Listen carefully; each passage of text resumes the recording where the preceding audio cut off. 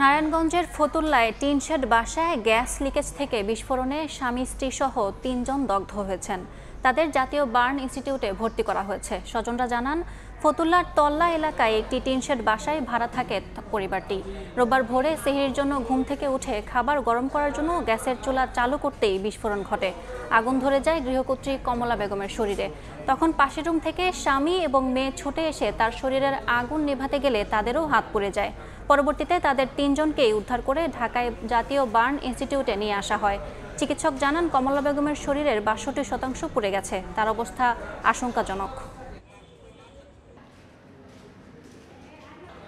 আজ ভোররাতে নারায়ণগঞ্জ ফতুল্লায় সেহরি করার সময় একটি ঘরে গিয়ে এক নারী যখন রান্নাঘরে যান তখন গ্যাসের আগুনে দগ্ধ হন।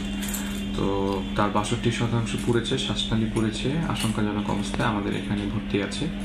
আর ২ জন আগুন নিভাতে গিয়ে তার পরিবারেরই সদস্য, ওনারাও দগ্ধ হয়েছেন, কিন্তু ওনাদের দগ্ধের পরিমাণ খুবই কম, ১%। ২জনকে আমরা প্রাথমিক চিকিৎসা দিয়ে ছেড়ে দিয়েছি।